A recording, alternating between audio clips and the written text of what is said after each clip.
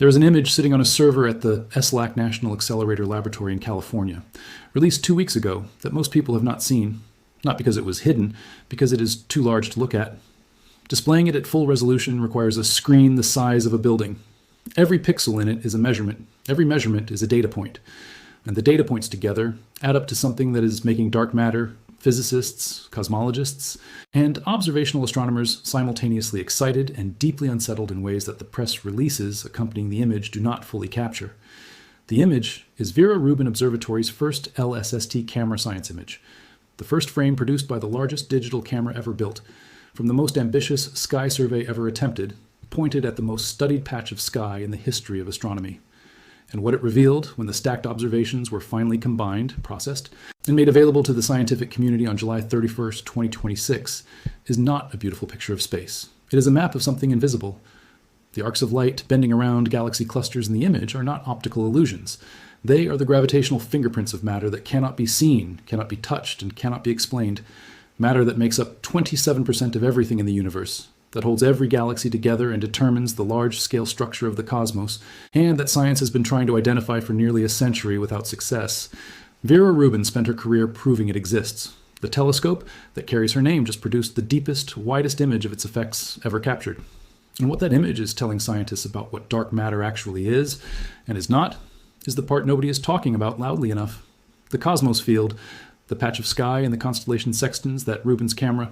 Astronomers chose it in the early 2000s, specifically because it sits far from the obscuring gas and dust of the Milky Way's own disk, giving a clear line of sight to the distant universe, and because its position on the sky makes it accessible from both hemispheres, allowing observatories in both the northern and southern hemispheres to contribute.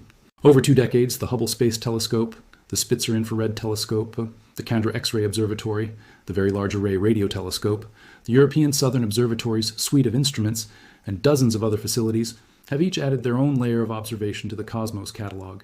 The result is the most precisely characterized 2 million galaxy dataset in existence, a field where every galaxy has been observed across the full electromagnetic spectrum, from radio waves to X-rays, and where the positions, distances, shapes, and spectral properties of every detectable object are known to a precision that took 20 years to achieve. When Vera Rubin pointed its 3.2 gigapixel camera at this field, it was not breaking new ground in terms of the target.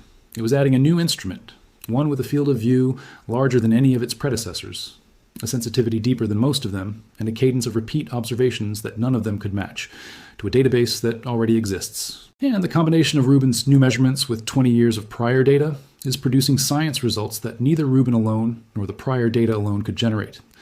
The gravitational lensing signal in the new Rubin Cosmos image is the specific result that dark matter physicists are focusing on with particular intensity.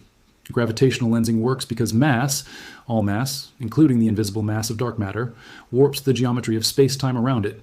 When a massive object sits between Earth and a more distant galaxy, the mass bends the light from the background galaxy around it, distorting the background galaxy's apparent shape. If the alignment is near perfect, the background galaxy's image is stretched into a complete ring, an Einstein ring. For most geometries, the distortion is more subtle.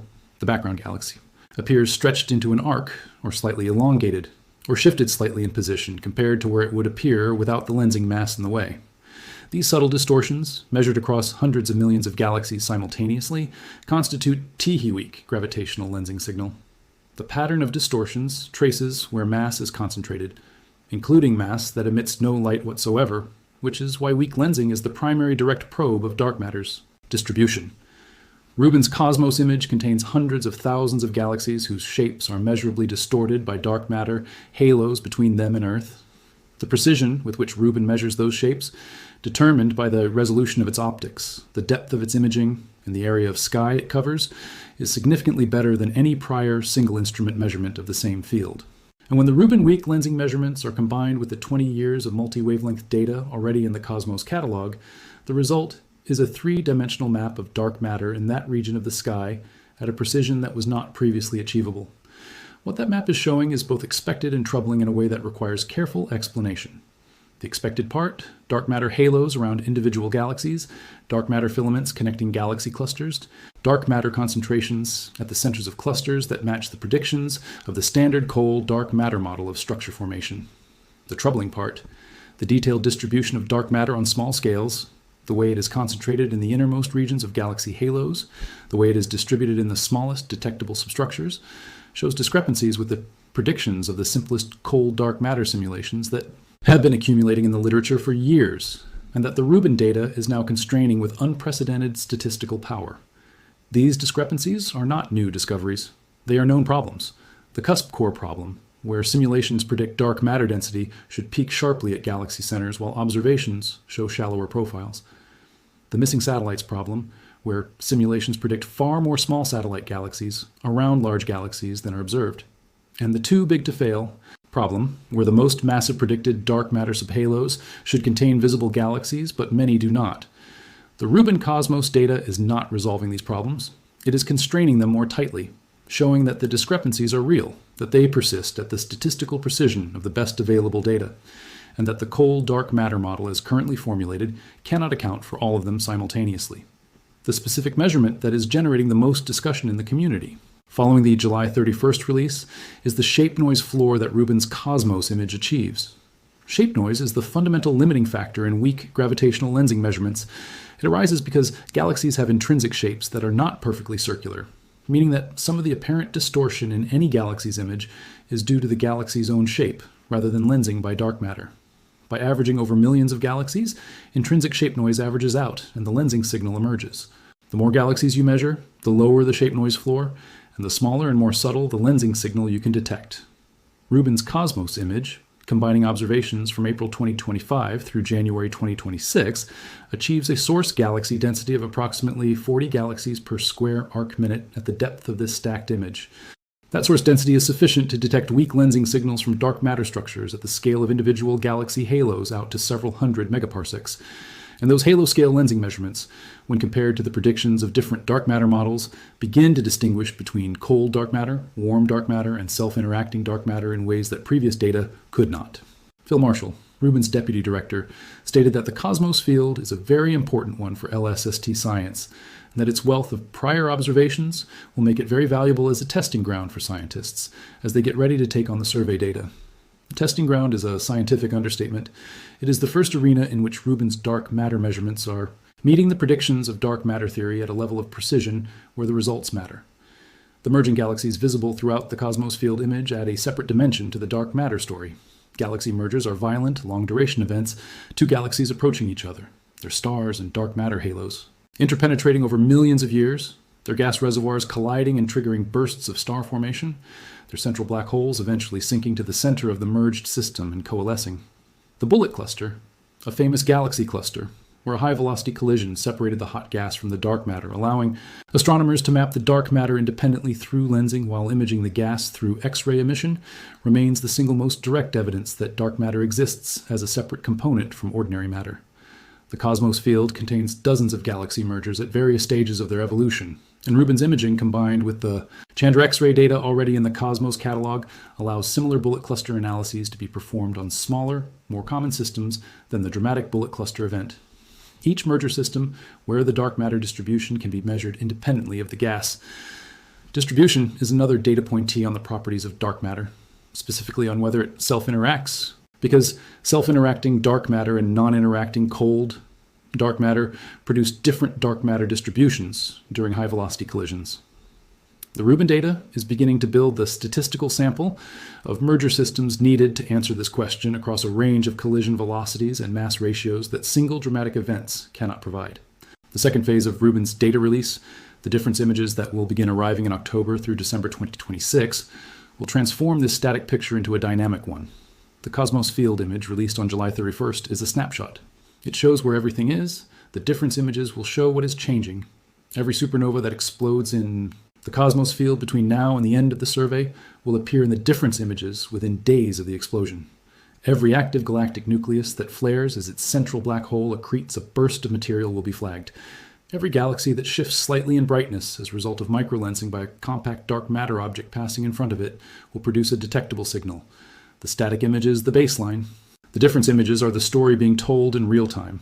And the combination of the two, knowing precisely what every object looks like in its quiescent state, and then detecting every deviation from that state as it occurs, is what makes the Cosmos field, under Rubin's decade of continuous observation, the most powerful dark matter and dark energy laboratory in the history of observational astronomy.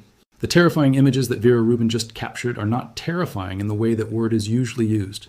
They do not show something dangerous. They show something true. The arcs of bent light in the cosmos field image are the gravitational shadows of matter that science has been chasing for 80 years. Matter that Vera Rubin herself spent her career demonstrating must exist.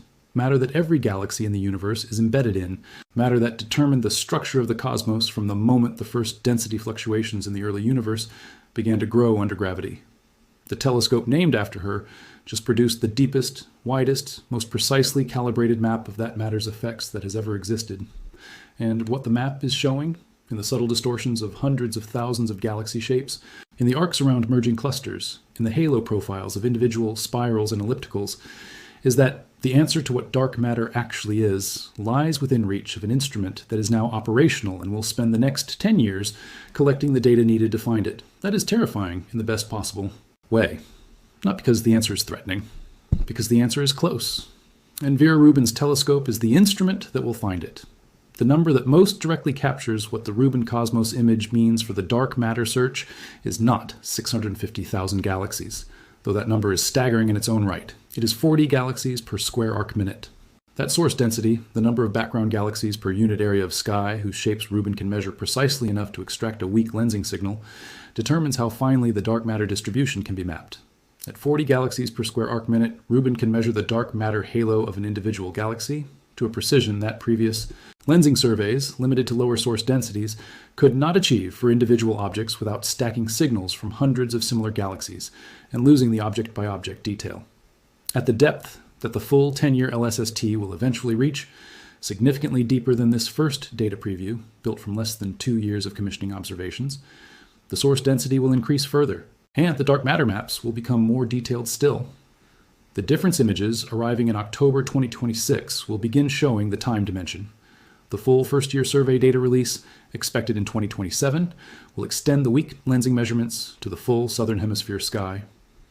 And somewhere in that expanding dataset, in the pattern of galaxy-shaped distortions that Vera Rubin's 3.2 gigapixel camera measures night after night across the sky, the fingerprint of what dark matter actually is, whether it is cold, warm, fuzzy, self-interacting, or something else entirely, is waiting to be read.